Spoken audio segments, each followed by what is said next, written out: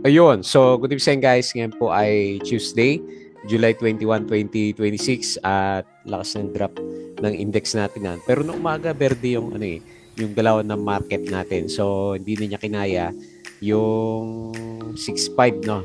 Inaabot niya ni 6.5 kanina pero bumaliktad yung galaw ng markets natin. So, ibig sabihin yung mga blue chips bumagsak pero ang daming gumalaw ng mga trending stocks yung mga pinag-uusapan natin last time sina Lopez, sina ito ay nagbabalik at saka yung mga mining stocks, properties at saka yung mga may speculation na stocks yung gumalaw for today's trading po natin. Okay? Congrats kung meron ka. At saka malakas-lakas yung loob mo na pumasok kasi nga sumipa na sila kahapon pa. So itong sina LPC natin. Okay? So sa global markets, mahina kahapon si US market, nag-drop siya. So gera pa rin kasi, di ba? Ongoing pa rin siya. Tapos pero yung futures ng US market ngayon okay siya. So medyo verde yung expectation. Tapos dito sa European stocks okay siya at saka dito sa majority ng Asian stocks natin okay din naman yung galawan. So ganun din po sa cryptocurrencies natin. Umabot ng 66K si Bitcoin. May rally yung mga cryptocurrency natin. Okay? So balik tayo ulit sa Philippine markets. LPC, so yun nga, nasundan yung galaw. Nag-up siya ng 13% for today's trading. Bibenta kasi. So, may speculation. Tapos si SCP, ang laki ng kandila nito. Bumawi na. So, nag-up siya ng 12.9%. Laki din yung sipa nito. Meron siyang 13.5 million net foreign buy. And then si Atlas Mining, lakas din, no? 12.65%. Ito yung nag-breakout last time, no? So, dumiretso, 5.91 million net foreign sell. Aboitiz Power, 7.14%, 21 million net foreign buy. And then, APX, 7.03%. At saka si IMAI, nag-up siya ng nag-up na 6.87%, 700K net foreign sell. Pero yung index, laki ng drop, 1.28%, 6,333.8. And then, 312 million net foreign sell. So, karamihan yan kay na Bangko de Oro yung nakita ko eh. Tsaka konti kay ICT. Medyo nag-drop si ICT natin. Okay? So, yan po yung pag-usapan natin. Disclaimer ulit sa mga bago sa channel natin. As usual, yung review natin is for education.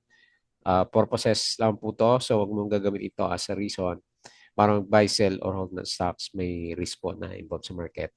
So, due diligence na lang po kung stocks yung gusto yung bilhin. And then, follow mo lang ako as usual dito sa ating Palaboy Trader na YouTube channel para updated ka sa reviews natin.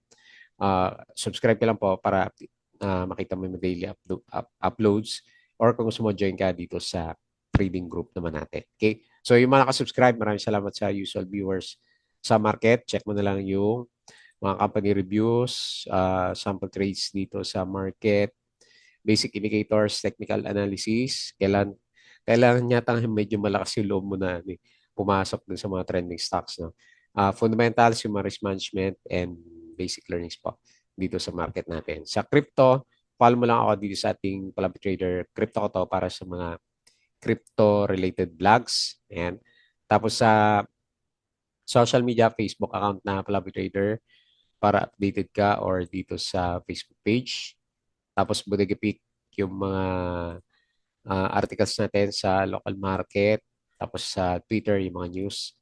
So, mining stocks yung namamayagpag for today's trading natin, no? At saka kahapon pa. So, mining and oil, nag-up siya ng 3.5%. Binawian ngayon si ICT, nag-drop siya ng yung services 2.5%. So, industrial 1.26. And then, drop din yung finance, negative 1.1%. Okay? So, 312 million net foreign sell. Net foreign sell naman tayo. So, kaya nga sabi natin, medyo ampaw yung natin eh, yung index. Madaling bumagsak na konting net foreign sell lang eh. So, foreign funds flow, so ito yung mga binili at saka binenta. BPI, Metrobank, BOT, uh, ASEN, APF, Gen, ano kayo meron kay AP? DNL, Emperador, Megawide, ABG, AC, Aboitiz, Great Meg, Pure Gold, Upson, at saka si OGP.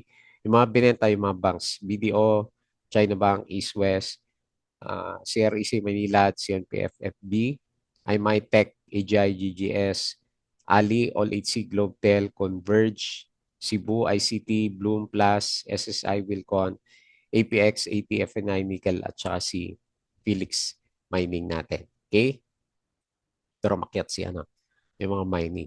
So share buyback, URC, OPM, net, okay, ito yung mga net foreign buy. Tama ba to? Kahapon to, kahapon.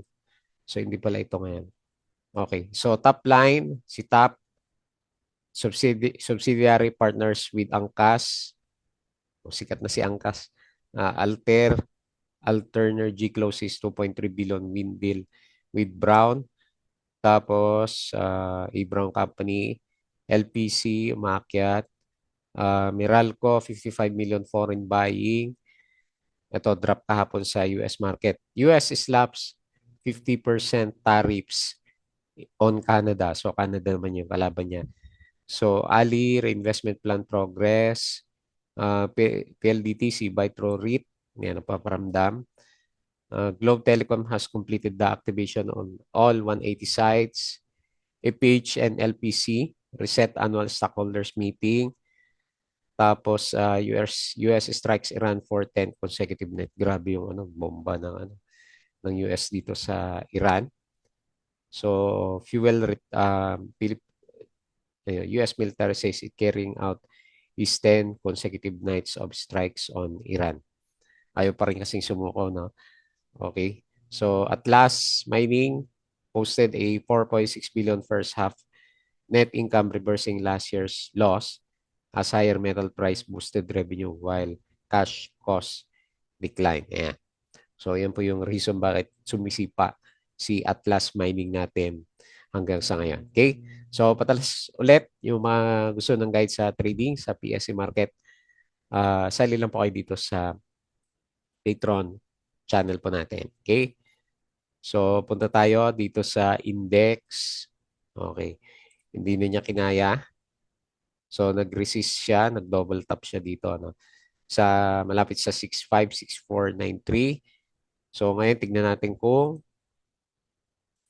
i-fill the gap natin to. Kasi mahina eh, yung market natin. So, ibaba ko na lang dito sa MA20, yung pinaka-support natin. Pero ako, tinitignan ko pa rin dito sa yung mas pinakababa na gap. So, medyo bearish ako kasi wala pa rin tayo makita na masyadong net foreign buy dito sa markets natin. Okay? So, nag-close tayo 6,300, negative 1.28% and 312 million net foreign sell. Bullish pa rin naman yung RSI at saka MACD. Alam, madali kasi tumumba yung yung galawan dito sa index natin. Okay? So, yung mga winners, LPC, so congrats na lang. Ayan, binobomba. Okay? So, gap up 13%, SCP, okay, nabuhay, no? 12.9%. Hopefully, diretso yan, kabawi. Tapos si 80, hindi tapon to mga to, no? Lalakas, 12.65% at last. Pati si Apo nabuhay, 7.92. Si, ano kayo meron dito kay Power? Avoites Power, 7%. Si APX, 7.03. IMI, nabuhay 6.78. Ang daming gumalaw. Pati SCC, nabuhayan siguro ng loob to kasi binuksan na ulit ng government yung usapan. 5.90 sa kanyang pool, di ba? Auction. Tapos si Tech, gumalaw din, hindi lang si IMI. Bounce, 4.21%, DHI 3.07. Ang ganda din ng galaw na ito. Okay, balik na ba tayo sa mining? Maynila, 2.56%. Okay? So, bagal yung internet. Sa losers natin, si BHI, so 7.89. Okay, binawian na. Tapos si may volume wala eh. SSI, minus 5.12%. Malalim na rin to. Tapos, ba't si ABSP nalaglag? Minus 5%. plus minus 3%, at saka si Robinson Land minus 2.86%. Okay? Okay. That's yung mga mga blue chips natin dito sa trending stocks yung yung labanan natin. Okay? So silip tayo dito sa Galawan sa global markets. So based dito, mukhang okay mamaya yung US, S&P plus 0.42, Dow Futures plus 0.24, tapos Nasdaq 1.32%. Okay? European stocks okay siya, and then Asian stocks mix. Okay, parang mas marami yung mapulay. Tapos cryptocurrency, ewan ko, ba't malakas ngayon, no? 66K si Bitcoin, no? Buhay na buhay. Tapos Ethereum 1.9, BNB 576, si Sol natin nasa 78, XRP 1.14, and then si Dodge, baba pa rin. Hindi na makabawi to. 0.07. Okay? So balik tayo dito and quick review sa trending stocks. Okay, unahin natin si LPC. So hanggang saan kaya iakyat nito? Hanggang di natin alam yung yung presyo nito, no? So anyway, may resistance na siya kanina. 13% yan. So ibig sabihin maabot pa siya ng halos 20% yata ito kanina umaga eh. Yung mga 19% kanina umaga. So yung gap na lang yung gagawin nating support. Dito ba o dito? Dito na lang para mas makita natin yung yung galaw. Ayan. So ganyan na lang muna. Hopefully bukas kasi daw magretest lang siya and then diretso yung galawan niya kasi hindi pa rin naman natin alam kung may bibili ba talaga or magkano yung bili dito kay LPC natin. Okay? So nag-close siya ng 5.65, up siya ng 13%. Kailang overbought sentiment na yan. So, hindi na kaya ng technical. 9.36 million net foreign sale. Okay? Congrats sa malakas yung loob kapon. Next, SEP. Bigla na buhay itong si SEP natin. Okay? So, puro breakout siya. Breakout sa MA9, tapos breakout sa MA20. Tignan natin for the short term kung abot siya dito sa 31.34. Kasi may konting push din ng net foreign buy na 13 million. So nag-close siya 28, up siya 12.9%. Okay, laki pa rin yan pag umabot dito sa 31 pesos ulit. Nagre-recover yung RSI at saka MACD formation natin. Okay? Good. Yung galawan. Next, si Atlas Mining. Meron pa rin siya yung fever sa sa earnings. Yan, binomba na talaga. Wala na yata dito sa bandang kaliwa wala nang meron. Okay. So, currently nasa resistance. Kung sakali maka-breakout siya, tingnan natin kung abot siya dito sa 12.59. Parang meron siya meron ba? Parang ganito, no? Yung pinaka-trading channel niya. Laki kasi. Yan, no? Laki na range ni Atlas. Okay, so overbought na. 79 pero bullish pa rin. Laki na. Laki ng mga galawan ng mga to, no? Okay. Kalakasan ng loob. So, nag-close siya ng 11.58, up siya ng 12.65%, and then 5.91 million net foreign sale.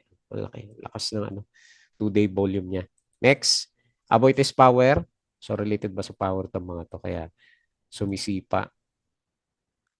Okay. So, laki. Laki din ng kandila. 7.14%. Nag-close siya ng 45. So, sinakto niya dito sa resistance. Bumalik siya dito sa trading range. Laki isang araw lang pero halos 1 month na bagsak si AP. So nag-close siya 7.14% up and then 21 million may push. 21 million net foreign buy. So nag-oversold ng konti and bullish yung niya. Okay, balik dito sa bullish level naman siya. Okay? So maganda yung ilaw. Next, APX. So nagre-recover na rin. First breakout candle ulit. So balik tayo dito. Sa 15.4 target natin sa galaw niya.